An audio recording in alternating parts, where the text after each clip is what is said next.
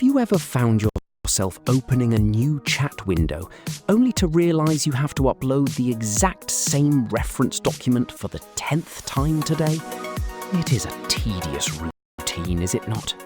Welcome to AI Talk Radio, the hub for our tech-focused community. Today we are unpacking projects in Claude.ai. This is a workspace feature designed to curb that repetitive uploading cycle and streamline how we work. We have several listeners on the line who have been putting this feature through its paces. They are going to help us break down how it works from the basic setup to the underlying mechanics. Let us go straight to our first caller. We have Mark calling in from Boston. Mark, welcome to the show. Hey, Paul, thanks for having me on. Yeah, so projects, honestly, they've kind of changed how I use Claude. Before, you'd open a chat, throw in a PDF, ask a question, and then if you wanted to do something else, you'd start a fresh chat, and boom, you got to upload that same PDF again. It was like super clunky. Quite. So how exactly do projects solve this? What is the core concept here? Right, so think of a project as this self-contained, dedicated workspace. It's got its own memory, its own chat history, its own knowledge base, and the big one, its own custom instructions. It's like having a dedicated office for a specific job.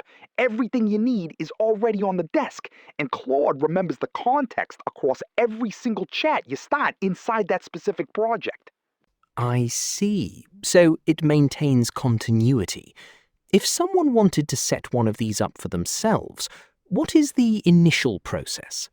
It's pretty simple, actually. You just hover over the left sidebar on Claude AI and click Projects. Or, you can just type claudeai.ai/projects right in your browser. Then you'll see a button in the top right that says Plus New Project. You click that, and it asks for a name and a description. I usually name mine based on the specific work stream, like Q4 marketing campaign or maybe product documentation. And the description? Is that something Claude reads to understand the task? Actually, no, that's a common misconception. Claude doesn't actually see the description field directly. It's more for you and, well, if you're on a team, for your teammates. It just helps everyone keep track of what the project is for. Oh, and you also choose your visibility settings there. You can keep it completely private, or if you're on the Claude for Work plan, you can share it with your organization. Understood. Now, you mentioned custom instructions. That sounds like a powerful way to shape the AI's behavior. How does one go about setting those up? Oh, absolutely. This is where the magic happens. Once your project is created, you just click on the Instructions button to open the panel. These instructions, they tell Claude how to behave across every chat in that project. It's like programming its default behavior, but with plain English. What sort of details should one include in these instructions to get the best results? Well, you want to be pretty specific. A good setup usually has a few key things. First, give it some context. Like, write something like, this project is for creating marketing content for our B2B software product. Then you can give it process instructions. For example, first consider a blog structure that will entice this audience. Then write the draft. Ah, so you are defining the methodology. Exactly. And you can also set tone and style preferences. You might say, use a professional but conversational tone. Avoid jargon when possible. And you can even put in hard requirements, like always include a call to action at the end of marketing copy. Once you hit save instructions, they apply to every conversation you start in that project. They run alongside any global user preferences you already have set up. You can even use them to automate workflows. Automate workflows? In what way? Like, say you do a lot of meetings. You could write an instruction that says, when I upload a meeting transcript, create a structured summary using this specific template. Then, every time you dump a transcript in there, Claude just does it. No extra prompting needed. It's pretty sweet. That does sound remarkably efficient. Thank you, Mark. That is an excellent foundation. Let us move on to how we feed information into this workspace. To talk about building the knowledge base and how Claude handles larger volumes of data, we have Sarah on the line from Sydney, Australia. Sarah, thank you for calling. G'day, Paul. Yeah, happy to jump in. So, once you've got your instructions sorted, the next big step is building your knowledge base. This is basically where you upload all the documents you want Claude to know about. On the right side of the project page, there's a Files menu, and you just click the little plus button. What kind of files can we upload? Is there a strict limit on file formats? Nah, it's actually pretty flexible. You can upload PDFs, docx, CSVs, TXT files, and even HTML. Plus, you can connect your Google Drive to link documents directly, which is super handy if you're already working in the cloud.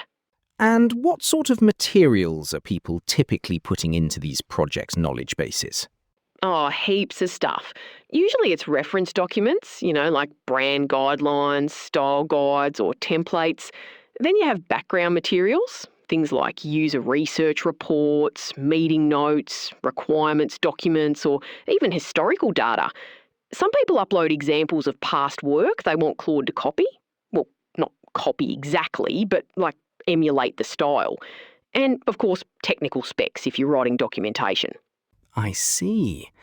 And I understand there is a pro tip regarding how we name these files. Yes, definitely. Don't just upload something named document1.pdf. That's a classic mistake. Claude actually uses the file names to find and retrieve the right information. So you want to name them descriptively, like Q4 2024 brand guidelines.pdf. That way Claude can easily tell what's what. It also groups related files together, so descriptive naming and good organisation really help. Now, Sarah, a question that often comes up with these workspaces is capacity. What happens when you upload a massive volume of documents? Surely there is a limit to how much information Claude can keep in its active memory at one time. Ah, yes. This is the really clever bit. So, when your project knowledge base starts getting quite large and approaches the standard context window limit, Claude doesn't just block you or fail, it automatically switches over to something called RAG. That's Retrieval Augmented Generation. Could you explain in simple terms how this retrieval augmented generation actually functions within the project? Right. So normally, Claude reads everything you've uploaded all at once. But in RAG mode, it doesn't load every single document into its memory for every single prompt.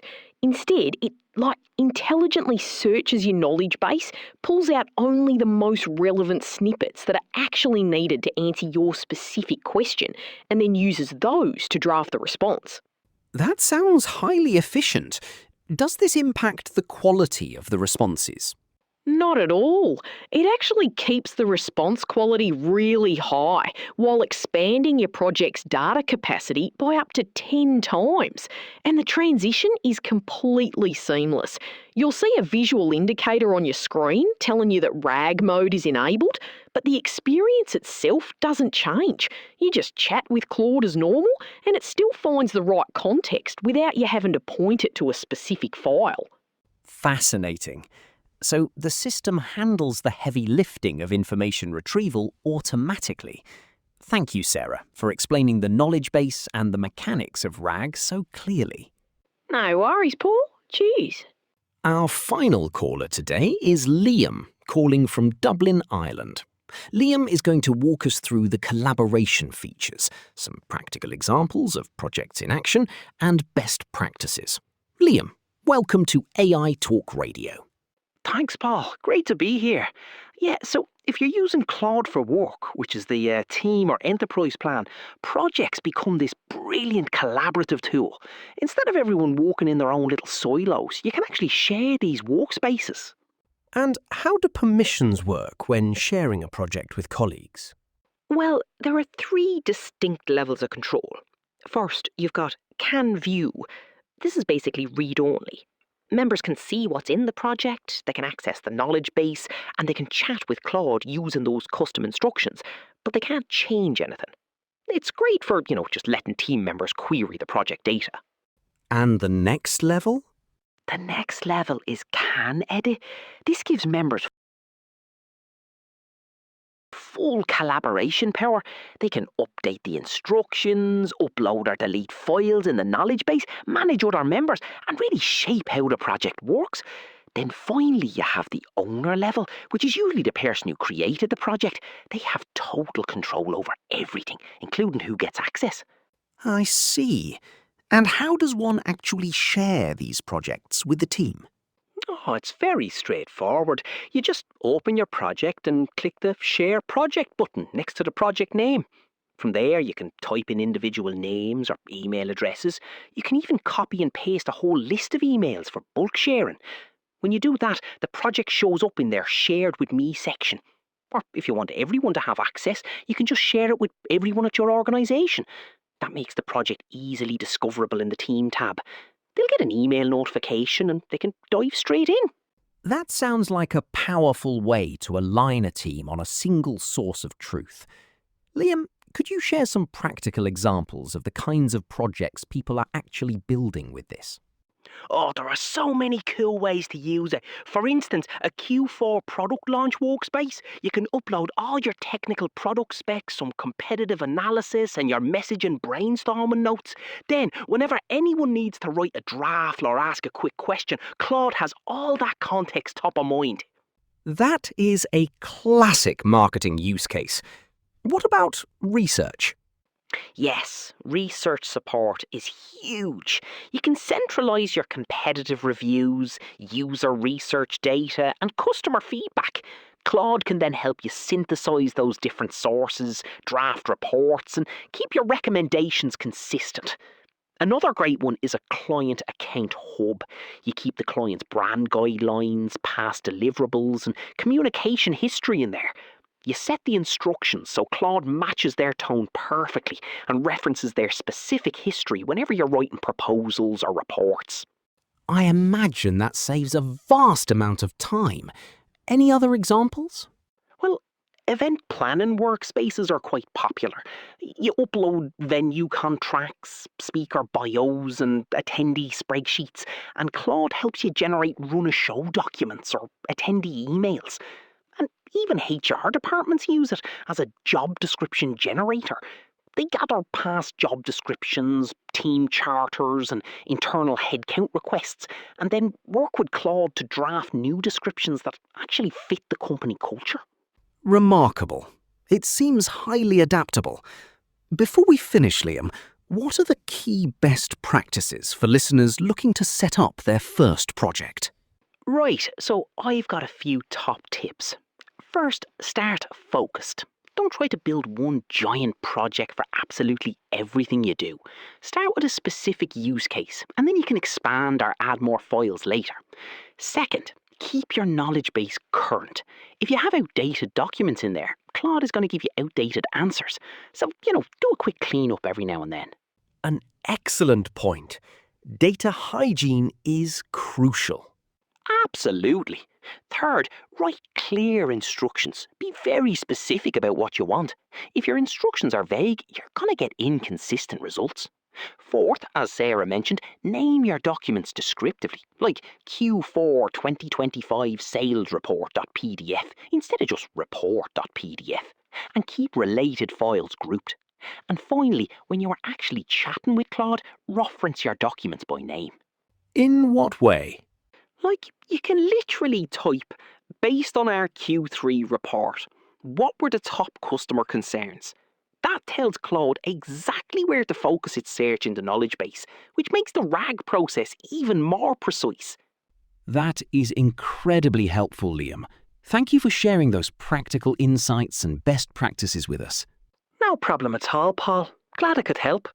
And that brings us to the end of today's exploration of projects in Claude.ai.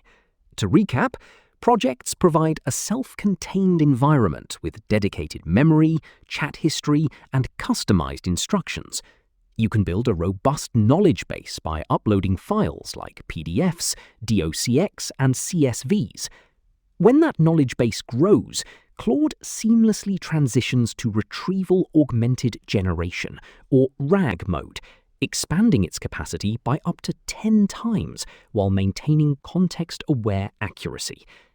Finally, for those on Claude for Work plans, collaboration is made simple through adjustable sharing permissions.